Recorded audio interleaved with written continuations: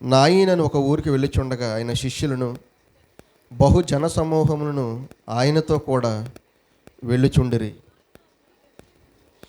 ఆయన ఆ ఊరి గవిని యొద్దకు వచ్చినప్పుడు చనిపోయిన ఒకడు వెలుపలికి మోసుకుని పోబడుచుండెను.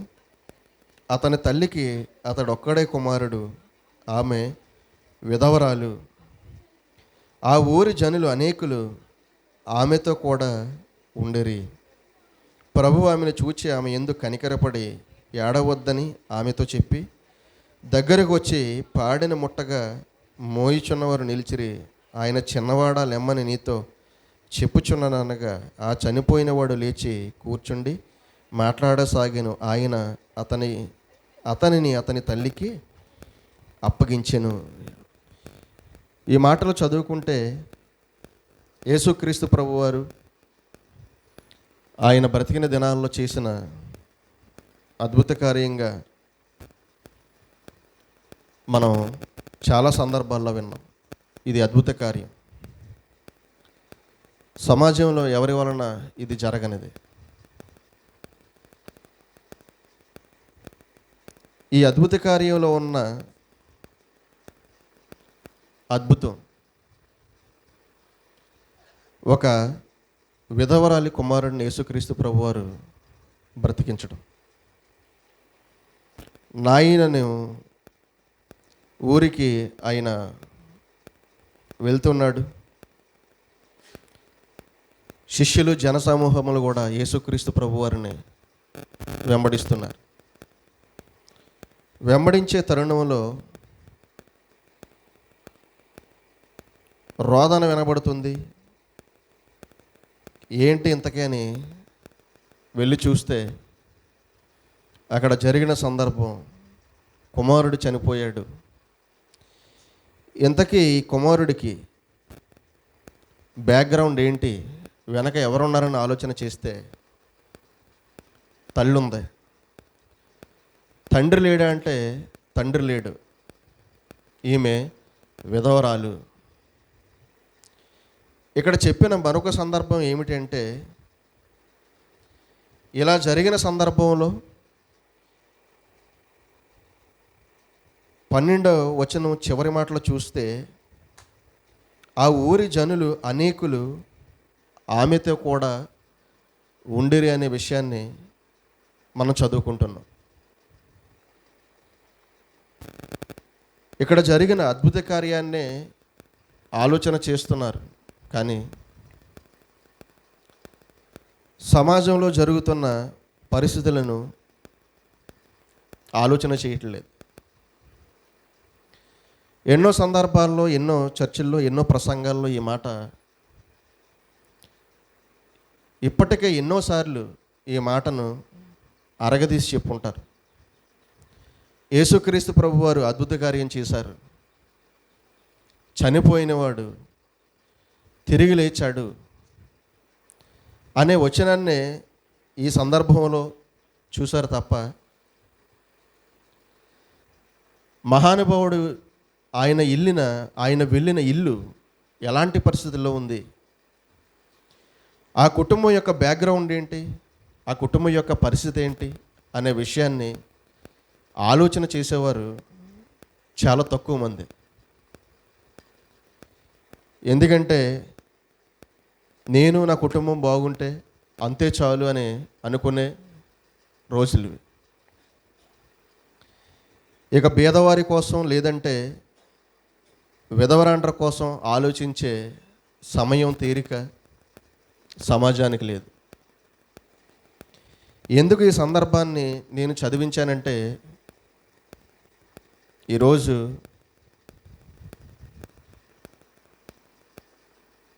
జూన్ 23. ఒక్కొక్క దానికి ఒక్కొక్క రోజు మనిషి ఒక్కొక్క కార్యక్రమానికి ఇచ్చాడు. జంతువులకి ఒకరోజు ఇచ్చాడు, పర్యావరణానికి ఒకరోజు ఇచ్చాడు. అలాగే గొప్ప గొప్ప మహానుభావులకు ఒక్కొక్క రోజు ఇచ్చారు. స్వాతంత్ర్యానికి ఒకరోజు ఇచ్చారు. రిపబ్లిక్ డేకి ఒకరోజు ఇచ్చారు.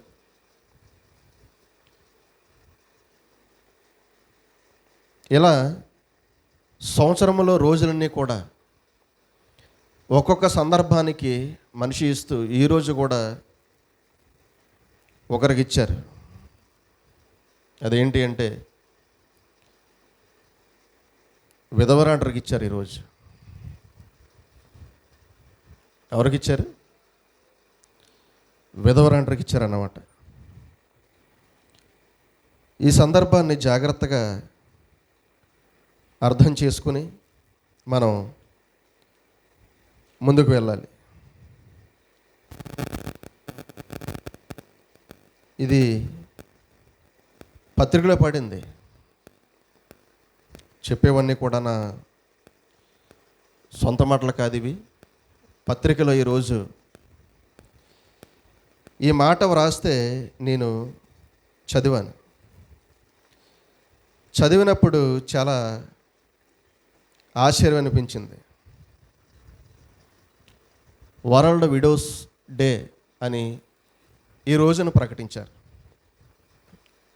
ప్రపంచ విధవరాల రోజు ఈరోజు జూన్ 23, 2011లో దీన్ని నిర్ణయించారు.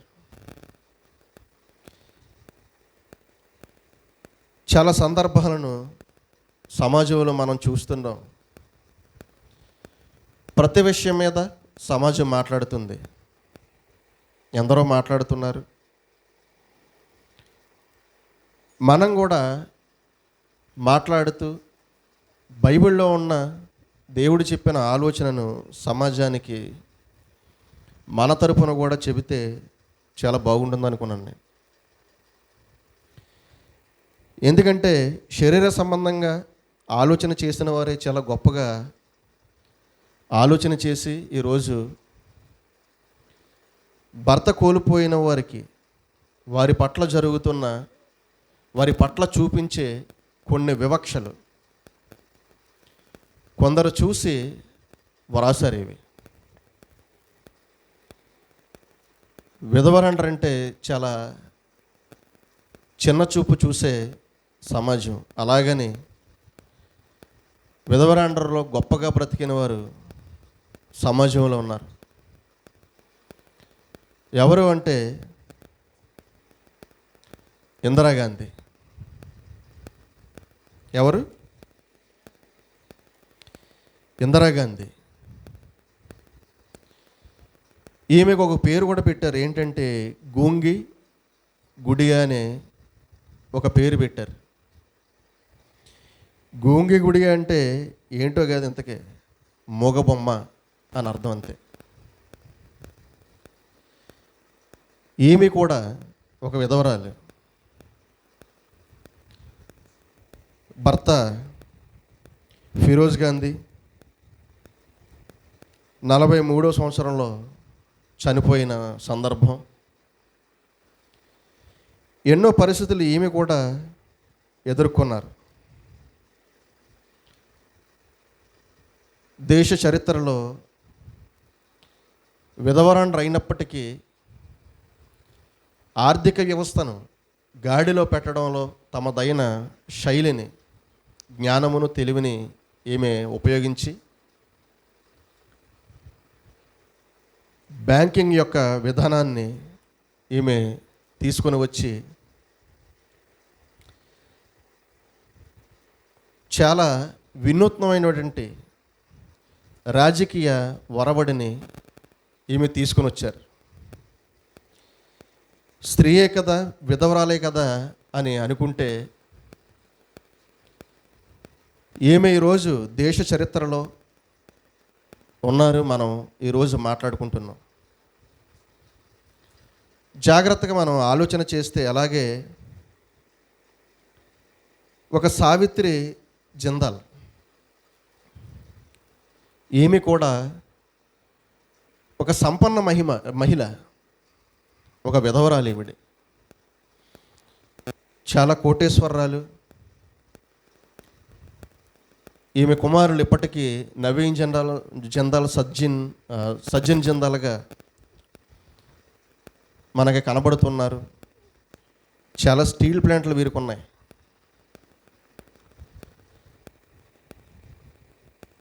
వీరిద్దరు మాత్రమే ఈరోజు తెరకెక్కారు, పుస్తకంలోనికి వచ్చారు. ఒక ఇందిరాగాంధీ గారు, అలాగే ఒక సావిత్రి జిందాల్ గారు. వీరు మాత్రమే పుస్తకంలోకి ఎక్కారు. వీరు చేసిన గొప్ప పనులు సమాజంలో వీరు ఎదురెతగా వీరు సమాజంలో వీరు ఎంత గొప్పగా నిలబడ్డారో వీరిని గూర్చి రాయడం జరిగింది. మిగిలిన వారిని చూస్తే వారి జీవితాలు కంటికి కనిపించవు. వెళ్ళి మాట్లాడితే కానీ వారి బాధ ఏంటో తెలియదు. సమాజంలో ఇప్పటికీ అర్థం కాని పరిస్థితి. ఎన్నో అసమానతలు సమాజంలో ఏర్పడ్డాయి.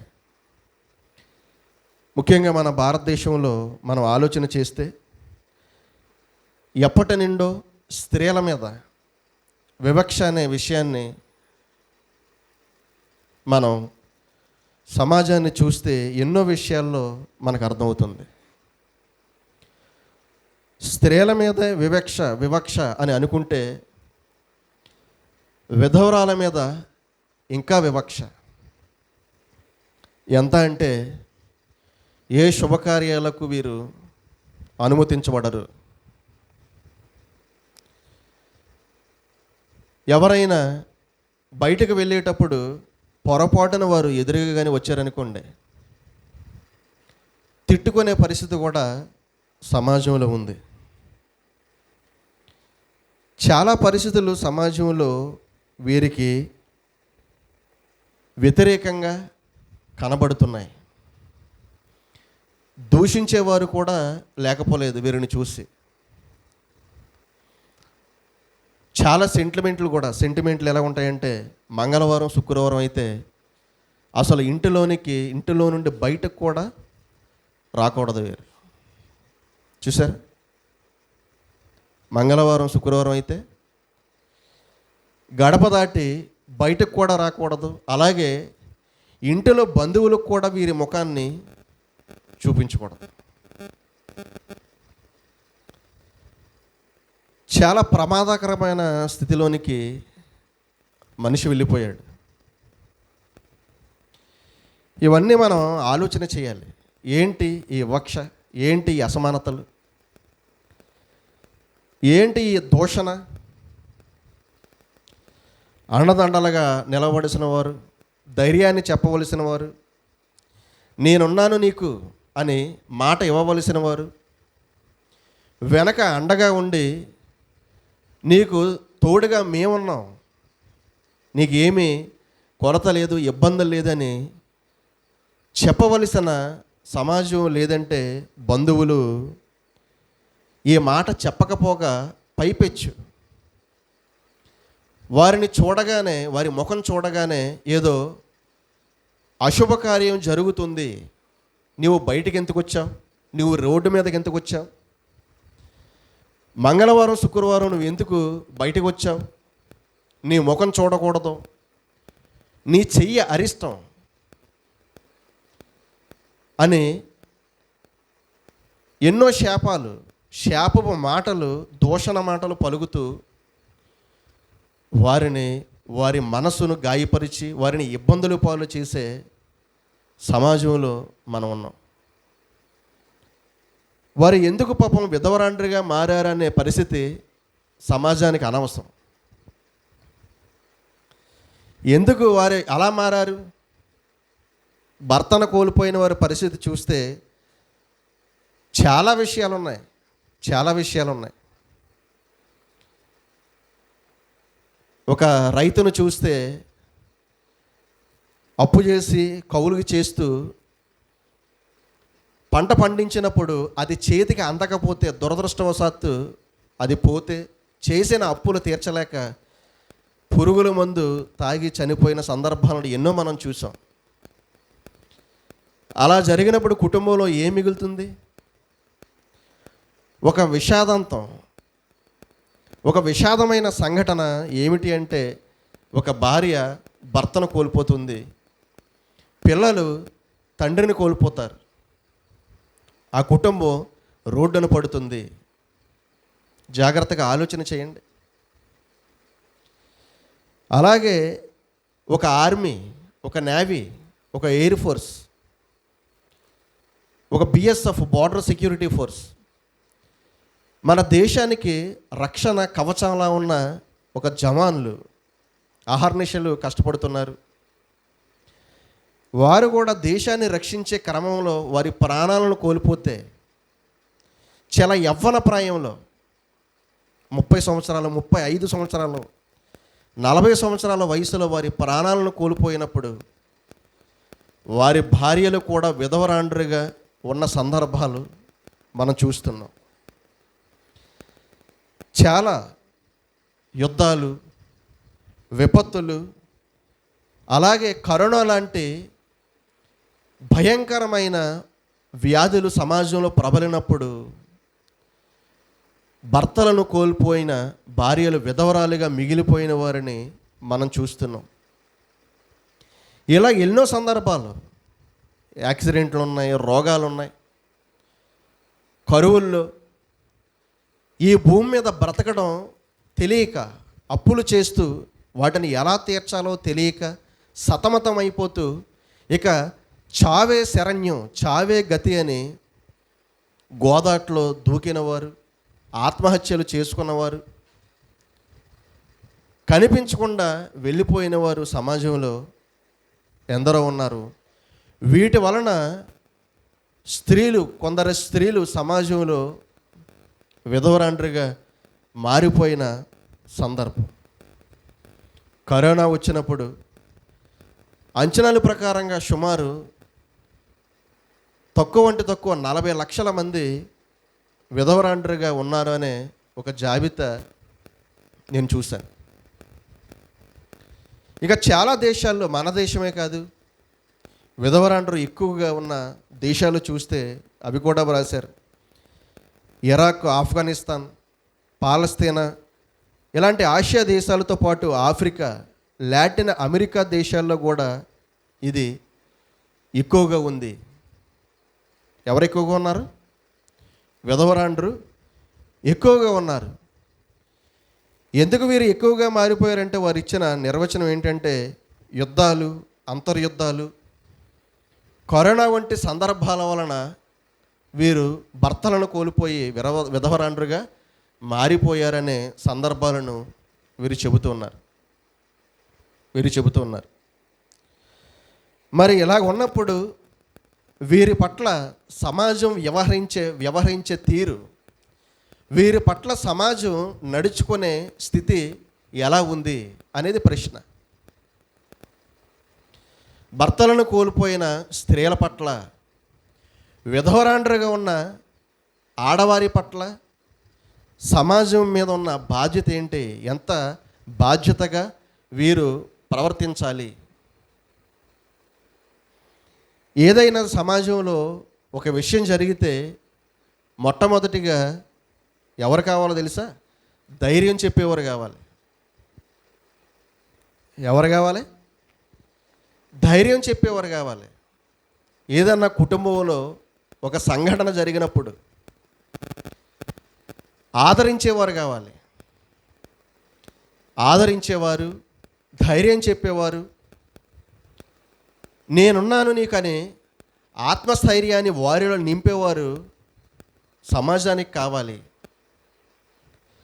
కానీ దీనికి భిన్నంగా మారిపోయిన పరిస్థితులు మనం చూస్తున్నాం. అందరూ కాదు, కొంతమంది సహృదయం కలిగిన వారు, సమాజాన్ని ప్రేమించేవారు, సంఘ సంస్కర్త లాంటి వారు సమాజంలో ఉన్నారు. అందుకే ఇంకా ఎలా నిలబడింది సమాజం. లేదంటే బాల్య వివాహాలు చేసి సతీ సహగమనం, భర్త చచ్చిపోతే భర్తతో పాటు భార్యను కూడా పక్కన ఉన్న చితికి మీద పేర్చి అగ్నికి ఆహుతి చేసి చంపేసే సమాజాన్ని మనం పూర్వపు రోజుల్లో చూసాం.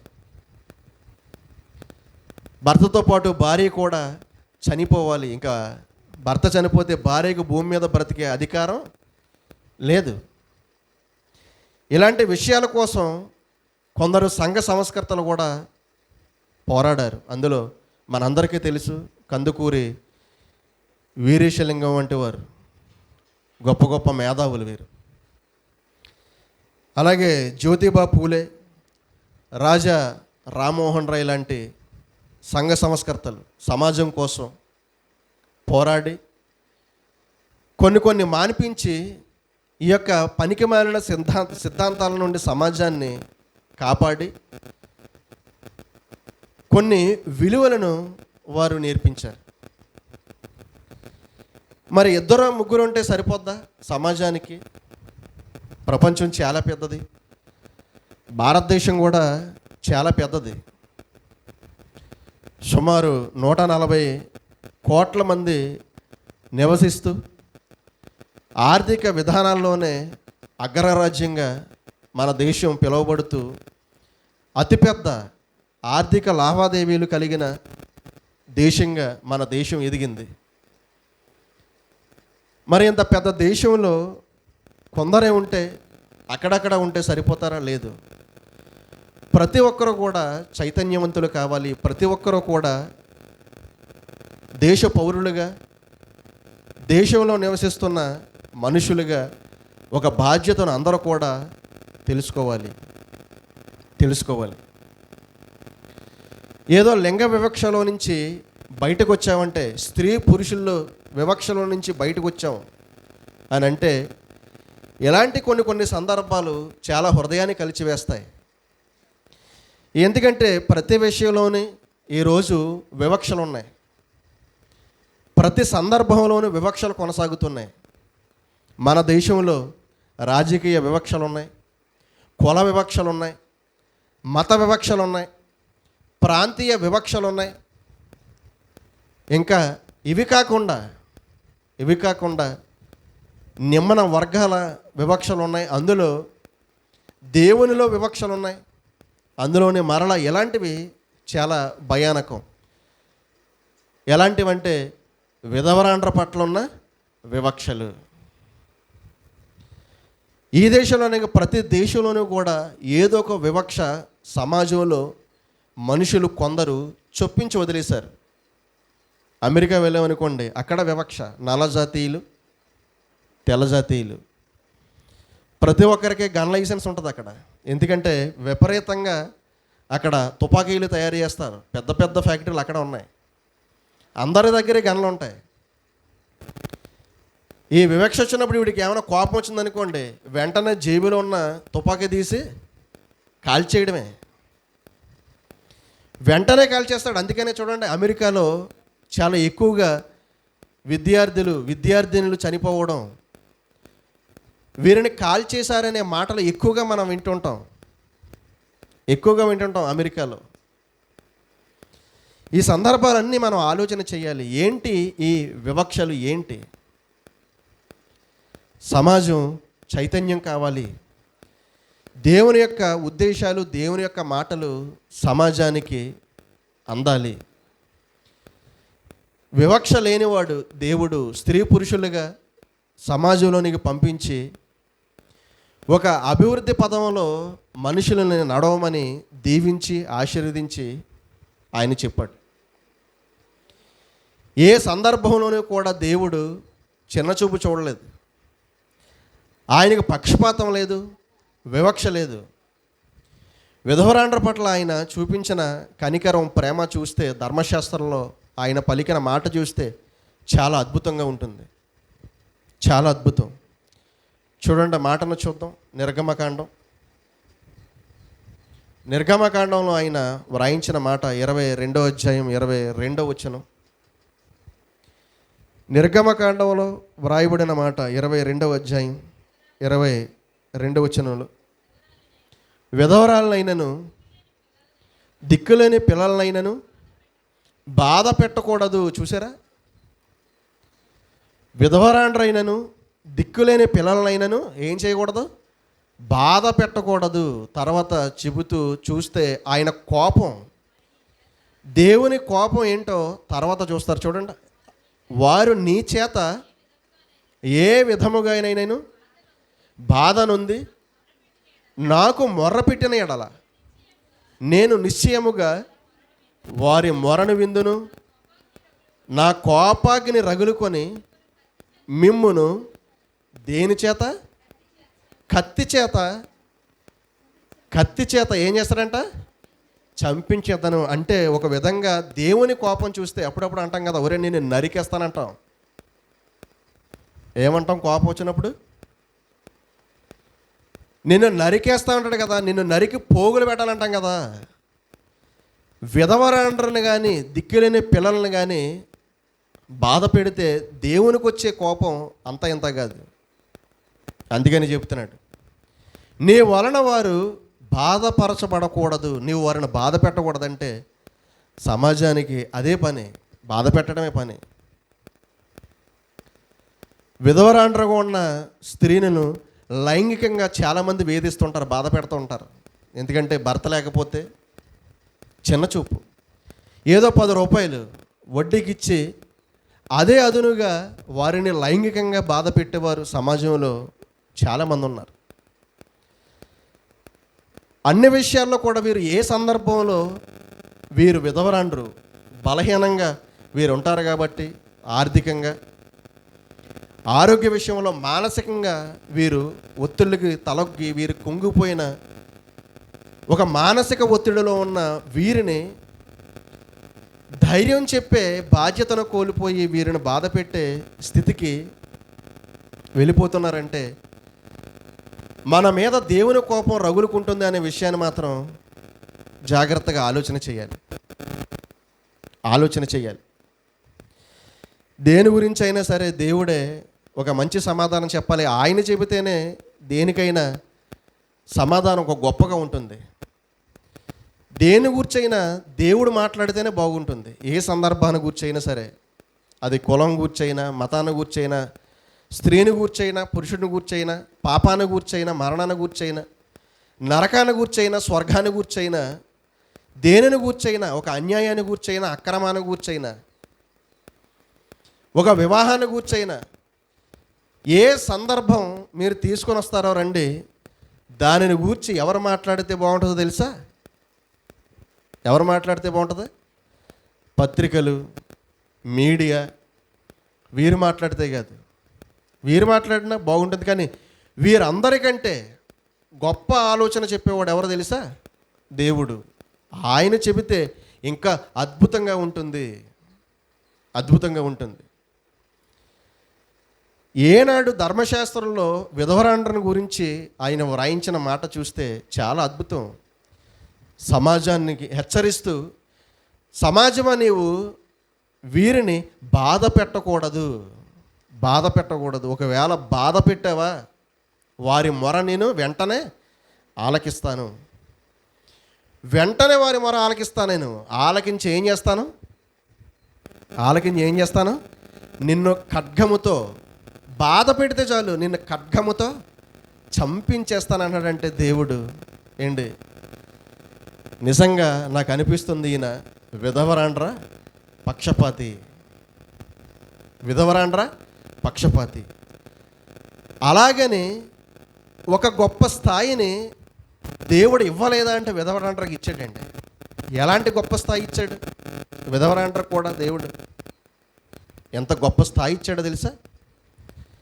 ఒక రూతు, మీరు ఆలోచన చేస్తే బైబిల్ గ్రంథంలో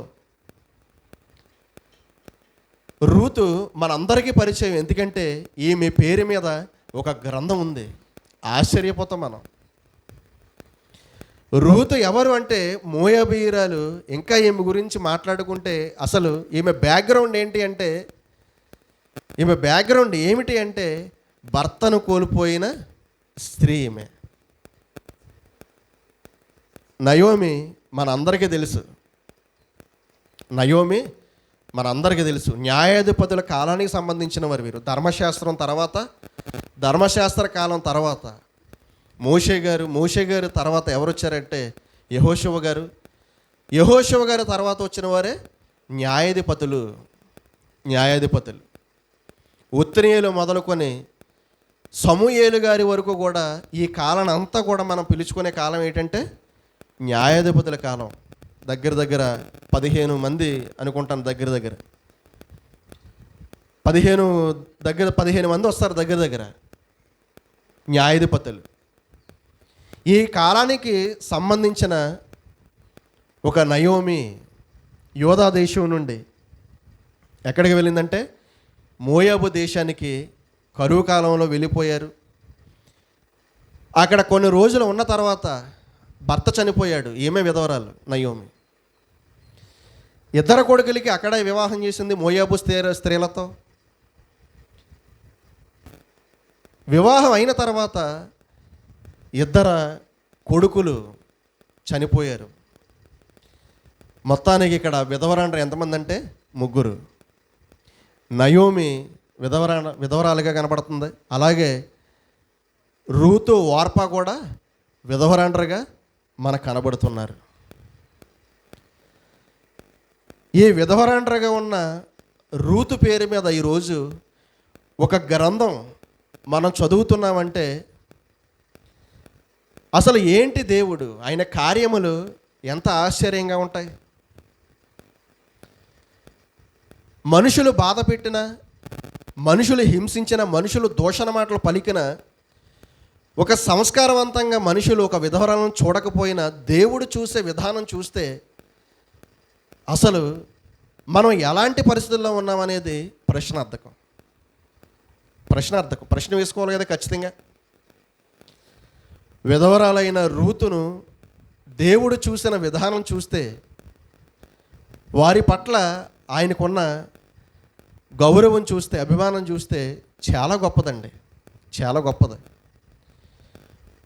రూతు కూడా దేవుని ప్రేమకు తగ్గట్టుగానే, ఆయన యొక్క కృపకు తగ్గట్టుగానే ఆమె ప్రవర్తన కూడా చాలా ఆశ్చర్యం, చాలా అద్భుతం. దేవుడు ఒక విధవరాలకు ఇచ్చిన గొప్పతనం చూస్తే యేసుక్రీస్తు వారి యొక్క వంశావళిలో రూతు చేర్చబడిందంటే అసలు అంతకంటే గొప్పతనం ఏముంది ఆలోచన చేయండి. గిన్నిస్ బుక్లోకి ఎక్కిన అంత గొప్పతనం రాదు, వస్తుందా? ప్రపంచ చరిత్రకే గొప్ప చరిత్ర పుస్తకంగా మనం బైబిల్ చదువుకుంటున్నాం, ఒక పరిశుద్ధమైన గ్రంథంగా. ఎందుకంటే ఇందులో పేరు వ్రాయబడ్డం అంటే, లేదంటే ఆ వ్యక్తి గురించి మనం తెలుసుకుంటున్నామంటే దానికి చాలా చాలా విశిష్టత, గొప్పతనం అంటే ఒకటి ఉంది. దానిని మనం ఆలోచన చేస్తే రూతు పేరు మీద ఒక గ్రంథం దేవుడు వ్రాయించి యేసుక్రీస్తు వారి యొక్క వంశావళిలో ఆమె పేరు చేర్చిన విధానం చూస్తే ఏంటి అసలు అద్భుతం కదా, అద్భుతం. ఎందుకంటే విధవరాండ్ర అయిన తర్వాత కూడా స్త్రీలు మరి ముఖ్యంగా ఎవరి మీద ఆధారపడాలనేది వారికి అర్థం కాదు, పాపం అర్థం కాదు. చదువుకున్నవారైతే, ఉద్యోగం చేసుకునేవారైతే వారి తెలివితేటల మీద, శక్తి సామర్థ్యాల మీద వారి జీవితాన్ని ముందుకు తీసుకుని వెళ్తారు. కానీ జ్ఞానం లేనివారు, తెలివితేటలు లేనివారి పరిస్థితి ఎలా ఉంటుందో తెలుసా? అయితే అత్తింటికో లేదంటే పుట్టింటికో ఒక గొడ్డు చాకిరి, ఒక పని మనిషిలా బ్రతకవలసిన పరిస్థితి వారి జీవితాల్లో ఏర్పడదు పాపం. ఎందుకంటే విలువ ఉండదు. ఏదైనా చేద్దామంటే భర్త ఉండడం, కష్టం సుఖం చెప్పుకుందామంటే ఎవరు ఉండరు. ఒక నీచమైన పరిస్థితి జీవితాల్లో ఏర్పడుతూ ఉంటుంది. అలాంటి పరిస్థితుల్లో ఎవరి మీద ఆధారపడాలనేది ఇక్కడ రూతును చూసి మనం నేర్చుకోవాలి ఖచ్చితంగా. ఆమె పేరు మీద గ్రంథం వ్రాయబడింది. యేసుక్రీస్తు యొక్క వంశావళిలో ఆమె పేరు ఉంది అని తెలుసుకుంటాను మనం. ఆమె క్రియలు, ప్రవర్తన కూడా ఎలాగున్నా, ఆమె ఏం చేసింది, దేవుని మీద ఆధారపడ్డ విధానం చూస్తే చాలా గొప్పగా ఉంటుందండి, చాలా గొప్పగా ఉంటుంది. ఎందుకంటే మనుషుల మీద ఆధారపడితే నిజానికి వారికి ఇష్టం వచ్చినట్టు వాడుకుంటారు. మనుషుల మీద ఆధారపడితే ఏం జరుగుద్ది చెప్పండి, ఏం జరుగుద్ది? వారికి ఇష్టమైన పని చేయించుకుంటారు, లేదంటే వారికి ఇష్టం వచ్చినట్టు మనుషులను వాడుకోవడం మనుషులు చిన్నప్పటి నుంచి కూడా అభ్యాసం చేశారు. జాలిపడి ప్రేమించి ధైర్యం చెప్పి నీ కాళ్ళ మీద నువ్వు నిలబడు, నీ కుటుంబాన్ని నువ్వు పోషించుకునే విధంగా నీవు తీర్చిదిద్దబడాలనే చెప్పిన వారు, అవకాశాలు ఇచ్చిన వారు సమాజంలో చాలా తక్కువ మంది. ఇప్పుడైతే ప్రభుత్వాలు ఇవన్నీ కల్పించుకొని వారికి ఈరోజు స్త్రీలకి కొన్ని ఏర్పాటు చేశారు, సంక్షేమ పథకాలు కూడా, పెన్షన్లు ఇవ్వడం, వారిని గౌరవించి, అలాగే కుటుంబానికి కావలసిన ఏర్పాట్లు వారు చేయడం. ఇంకా వీటికంటే కొన్ని మౌలిక సదుపాయాలు వీరి కోసం ఏర్పాటు చేశారు. ఒక చేనేత కార్యక్రమాలు, వీరు ఏదైతే చేయగలరో ఒక పనిని వీరికి ఒక నిర్దేశించి దానిలో వీరిని ట్రైనింగ్ ఇవ్వడం, వారికి ఒక పనిని నేర్పించడం, ఒక మిషన్ కానివ్వండి, లేదంటే చిన్న చిన్న చిరుతిళ్ళు, ఒక జంతికలు లేదంటే పప్పళ్ళు ఇలాంటివి తయారు చేసి ప్యాకింగ్ చేసి అమ్ముకోవడం, కొన్ని విధి విధానాలు ఈరోజు ఏర్పాటు చేసి ముందుకు తీసుకుని వెళ్తున్నారు. మంచిది. ఇవన్నీ కొన్ని విషయాలు ఇప్పుడు నేడున్న రోజుల్లో ముందుకు వెళ్ళడం జరుగుతుంది. అన్నిటికంటే ప్రాముఖ్యమైన విషయం ఏంటంటే, రూతు దేవుని మీద ఆధారపడిన విషయాన్ని మనం చూస్తే ఖచ్చితంగా ఇలాంటి స్త్రీలు దేవుని మీద ఆధారపడితే జీవితం చాలా బాగుంటుంది. మోయాబు దేశంలో విధవరాండ్రగా ముగ్గురు ఉన్నప్పుడు చాలా ఏడ్చారు, పాపం చాలా ఏడ్చారు. ఎందుకంటే భర్తను పోగొట్టుకున్నప్పుడు వచ్చే బాధ ఎలా ఉంటుంది? వర్ణనాతీతం. కొంతమందిని అయితే మనం పట్టుకోలేం. ఎందుకంటే వారు ఏడ్చే విధానం, వారి అంగలార్పు చూస్తే మనకే జాలేస్తే మనం కూడా ఏడుస్తాం, వారితో పాటుని మనం కూడా దుఃఖపడతాం వారిని చూస్తే. అలా వీరు కూడా పాపం ముగ్గురు విధవరాండ్రే, నయోమి, ఓర్ప, రూతు, ముగ్గురు విధవరాండ్రే పాపం.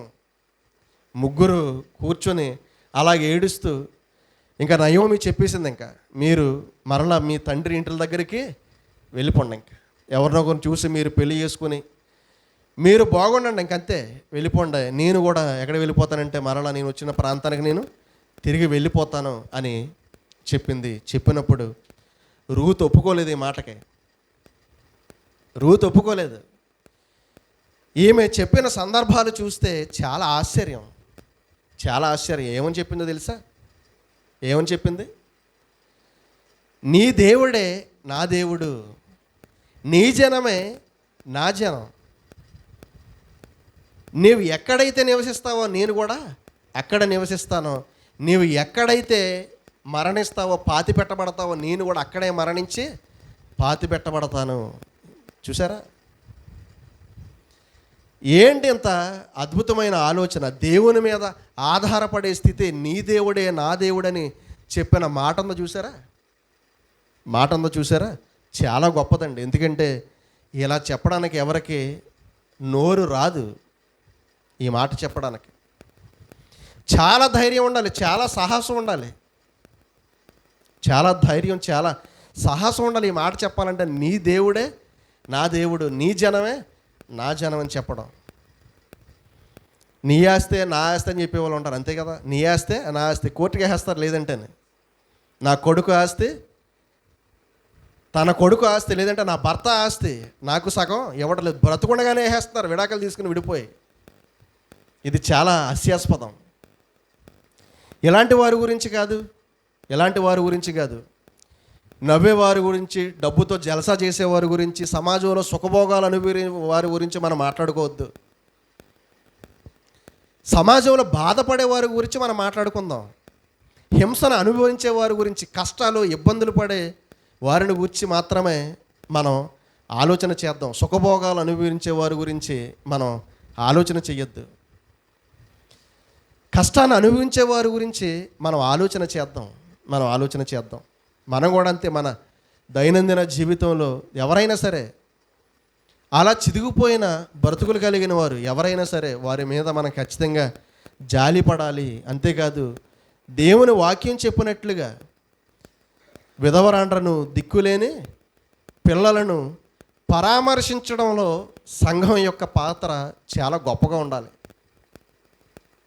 సంఘం యొక్క పాత్ర చాలా గొప్పగా ఉండాలి. ఎందుకంటే ఈ విషయంలో దేవుడు హర్షిస్తాడు. దేవుని గురించి చెప్పాలి, దేవుని మీద ఆధారపడమని చెప్పాలి, వారికి ధైర్యాన్ని నూరిపోయాలి, దేవుని వాక్యాన్ని చెప్పాలి. ప్రపంచం నిన్ను ఎడబాసిన, ప్రపంచం నిన్ను విడిచిపెట్టిన, నీ వెనక ఉంటున్నది, ఉండాలనుకున్నది, నీతో పాటు ఉండేది ఎవరో తెలుసా? దేవుడు. ఆయన నిన్ను విడవడం. దేవుని మీద ఆధారపడడం అనేది మనం నేర్పించాలి. ఖచ్చితంగా దేవుని మీద ఆధారపడడం అనేది వారికి మనం నేర్పించాలి, ఖచ్చితంగా తెలియజేయాలి. రూతు నిజంగా ఈ విషయంలో రూతుని మెచ్చుకోవాలండి. దేవుని మీద ఆధారపడడం, వినయం, విధేయత చూపించడం ప్రారంభించిందంతే, సత్క్రియలు చేయడం ప్రారంభించిందంతే రూతు. విధవరాండ్ర అయినప్పటికీ ఈరోజు ప్రపంచ చరిత్ర పుస్తకమైనటువంటి బైబిల్లో ఆమె పేరు మీద రూతు అనే పుస్తకం వ్రాయబడడం, ఈరోజు కోట్ల మంది రూతును గురించి తెలుసుకోవడం, చదువుకోవడం, నిజంగా ఎందరో స్ఫూర్తిని సంపాదించడం, ఈ గ్రంథాన్ని బట్టి నేను చాలా సంతోషపడుతున్నాను. ఎందుకంటే దేవుని మీద ఆధారపడడం, విధవరాండ్రగా ఉంటూ దేవుని మీద ఆధారపడడం అనేది ఖచ్చితంగా నేర్చుకోవాలి, తెలుసుకోవాలి. మనం కూడా నేర్పించాలి, వారికి తెలియజేయాలి. అలాగే జాలిపడిన వారు ఒక శిష్యరకం. ఎలీషా కాలాల్లో ఒక శిష్యుడు చనిపోతే పాపం భార్య ఎలీషా గారి దగ్గరికి వచ్చింది. అప్పటికే పాపం అప్పులు ఉన్నాయి, ఎలా తీర్చాలో అర్థం కావడం లేదు. ఒంటరిగా ఉన్న మహిళకు అప్పుడే జీవితంలో అనుకోలేని సంఘటన జరిగినప్పుడు ఇంక షాక్ అయిపోతారండి. ఏం చేయాలి పరిస్థితి, అసలు ఏంటి జీవితంలో నెక్స్ట్ స్టెప్ ఏంటి, తర్వాత మెట్టు ఏంటి, అసలు ఎలా మొదలు పెట్టాలి జీవితాన్ని? అంత అయోమయం. అలాంటి పరిస్థితుల్లో ఒక మంచి నిర్ణయం తీసుకున్న సమాజంలో పాపం ఎవరి దగ్గరికి వెళ్ళలేదు. ఈ విషయంలో మెచ్చుకోవాలండి.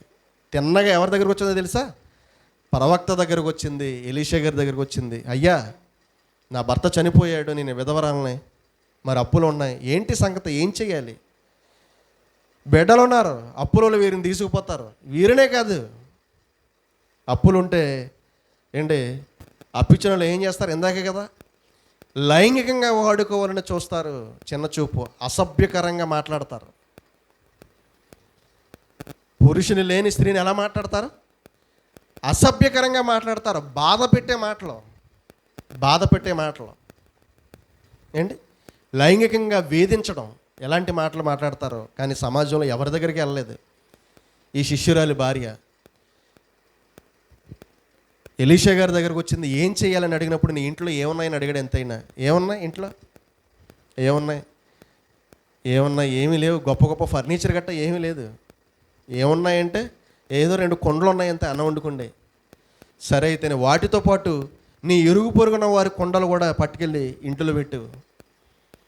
ప్రార్థన చేశాడు. వాటి నిండా ఏమొచ్చింది తెలుసా? నూనె వచ్చింది. వాటిని అమ్ముకొని ఏం చేయమన్నాడు? అప్పులు తీర్చమన్నాడు. దేవుని దగ్గర ఖచ్చితంగా జీవితానికి ఒక పరిష్కారం అనేది దొరుకుతుంది. జీవితానికి ఏం దొరుకుతుంది? దేవుని దగ్గరే పరిష్కారం దొరుకుతుంది. సమాజం ఇలాంటి వారిని చిన్నచూపు చూసిన, హేళన చేసిన, దోషణ మాటలు పలికిన, లైంగికంగా వాడుకోవాలి వీరిని అని చూసిన, బాధ పెట్టినా సరే దేవుడి దగ్గర ఇలాంటి వారికి ఏం దొరుకుతుందో తెలుసా? ఏం దొరుకుతుంది? ధైర్యం, ఆదరణ. జీవితంలో మరలా ఒక క్రొత్త జీవితాన్ని సంపాదించుకునే ఒక విధానం ఎవరి దగ్గర దొరుకుతుందో తెలుసా? దేవుడి దగ్గర మాత్రమే దొరుకుతుంది. ఎందుకంటే చితికిపోయిన జీవితాలకు గొప్ప వెలుగును అనుగ్రహించేవాడు ఎవరు తెలుసా? మహానుభావుడైన దేవుడు. అంధకారంలో కూడా వెలుగును కలగజేసేవాడు ఆయన. ఎక్కడ కలగజేస్తాడు? అంధకారంలో, చిమ్మ చీకటిలో కూడా వెలుగును ప్రసరింపజేసేవాడు మన దేవుడు. చాలా గొప్పవాడండి ఆయన, చాలా గొప్పవాడు. జీవితాలు నిలబెడతాడు, జీవితాలను కడతాడు ఆయన, జీవితాలు నిలబెడతాడు ఆయన. ఎవరైనా పడగొట్టాలని చూసినా సరే ఆయన మీద కానీ ఆధారపడితే జీవితం చాలా అద్భుతంగా ఉంటుందండి. ఆయన మీద ఆధారపడే స్థితి ఉండాలి. ముందు దేవుని మీద ఆధారపడాలి, ఆయన మీద ఆనుకోవాలి, ఆయన దగ్గరకు రావాలి, ఆయన వేడుకోవాలి, ఆయన వేడుకోవాలి. చూడండి, ఎలీషా కాలంలో ఉన్న ఆ విధవరాలు జీవితం చూసిన అప్పులన్నీ తీరిపోయినాయి. నువ్వు నమ్ముకుంటే అప్పులన్నీ తీరిపోయినాయి.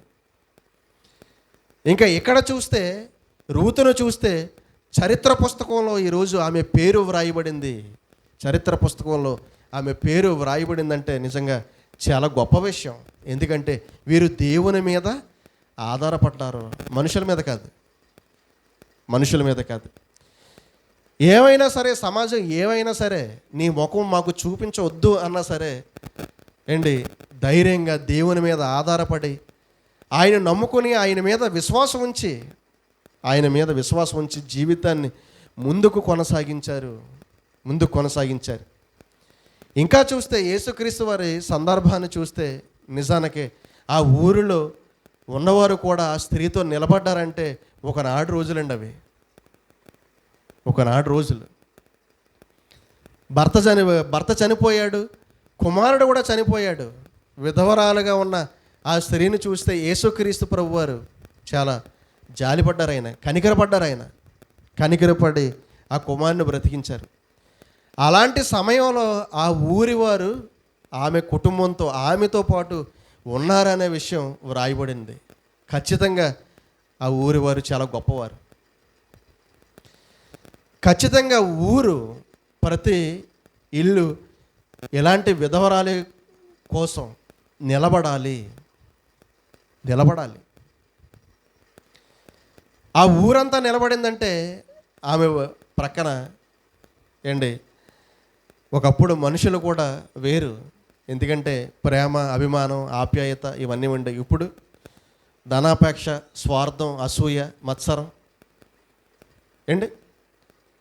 ఇలాంటివన్నీ, కుట్రలు, కుతంత్రాలు, ఇలాంటివన్నీ పెరిగిపోయినాయి ఇప్పుడు. ఒకప్పుడు స్వార్థం లేనివారిగా, కొంచెం కాకపోతే కొంచెం అన్న ఒక మంచితనం చూపించేవారిగా మనం చూసాం. ఇప్పుడు అలా లేదు పరిస్థితి, పూర్తిగా భిన్నం. టెక్నాలజీ పెరుగుతుంది అనుకుంటున్నాం, కానీ టెక్నాలజీ ఎలా పెరుగుతుందో మనుషుల మూర్ఖత్వం కూడా అంతే స్పీడ్గా పెరుగుతుంది.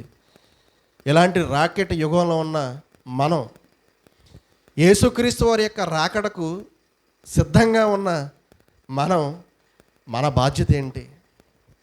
మనం ఎంతవరకు సమాజంలో మన బాధ్యతను మనం నిర్వర్తించగలుగుతున్నాం? వాక్యాన్ని మనం నేర్చుకుంటున్నాం, వాక్య ప్రకారంగా ఎంతవరకు మనం బ్రతకగలుగుతున్నాం? ఇలాంటి వారిని ఆదరించి, ప్రేమించి వారికి ధైర్యాన్ని చెప్పగలుగుతున్నామా? అలాంటి వారి పక్షాన మనం నిలబడగలుగుతున్నామా? వారికి ఆదరణిచ్చే మాటలు చెప్పగలుగుతున్నామా? దేవుని దగ్గరకు తీసుకుని రాగలుగుతాం, దేవుని మీద ఆధారపడేటట్లు మనం చేయగలుగుతున్నామా? రాకపోతే వారిష్టం. కానీ వారికి సహాయం చేయవలసిన బాధ్యత, వారు ఏ ప్రాంతమైనా, ఏ మతమైనా, ఏ కోవకు చెందినవారైనా, ఏ కులానికి చెందినవారైనా పక్షపాతం లేకుండా దేవుని పక్షాన ఆదరణ, సహాయం, ధైర్యం చెప్పే బాధ్యత మాత్రం మన మీద ఉంది. ఇలాంటి రోజును సమాజం నిర్ణయించింది.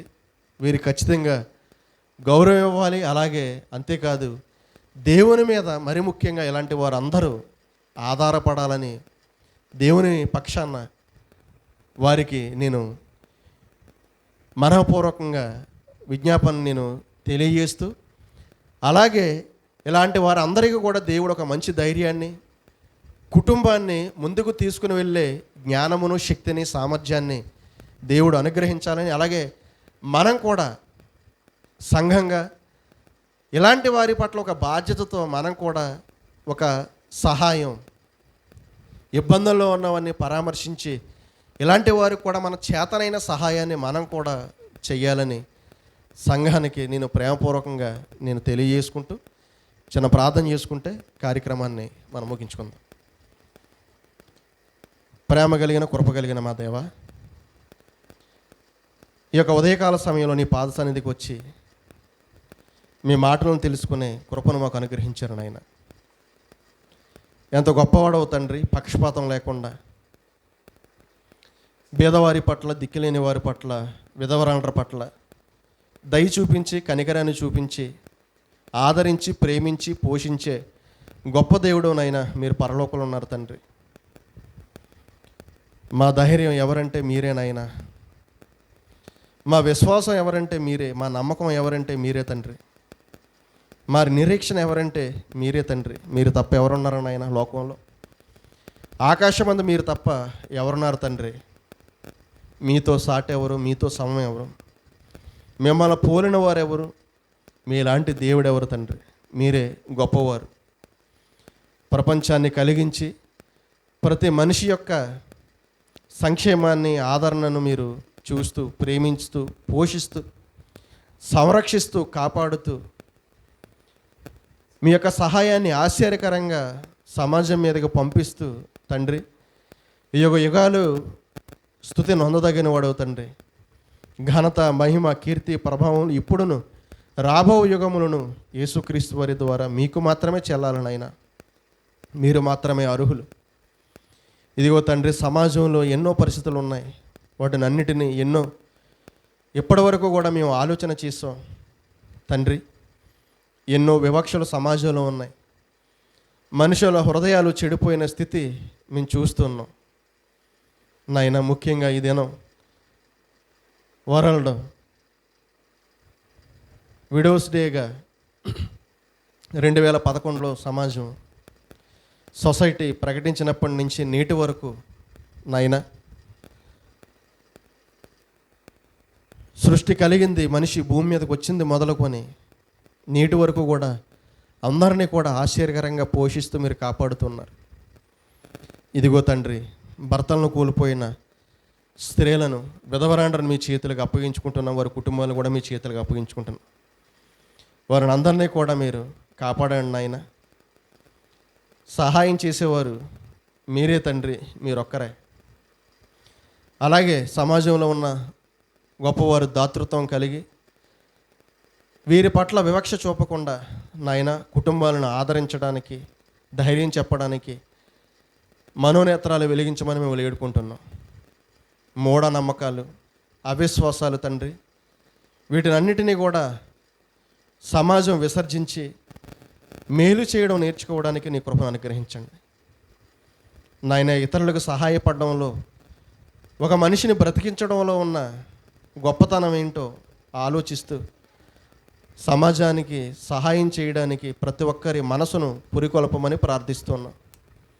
ఎవరో కూడా ఆకలితో అలమటించకుండా, దిక్కులేని బ్రతుకులు ఎవరో కూడా బ్రతకకుండా నాయన, సమాజంగా, దేశంగా ఇంతమంది కుటుంబంగా ఉన్న మేము ఇబ్బందుల పాల్లో ఉన్న వారిని మేము వదిలేయకుండా తండ్రి, సహృదయంతో, ప్రేమతో, మీ మాటలను గౌరవిస్తూ దేవుడంటే అభిమానించేవారిగా ఉన్న సమాజం, ఇలాంటి వారి పట్ల ఒక మంచి ఉద్దేశాన్ని కనబరచడానికి నీ యొక్క కృపను, సహాయతను, శక్తిని, ధైర్యాన్ని అనుగ్రహించమని మేము ప్రార్థిస్తున్నాం.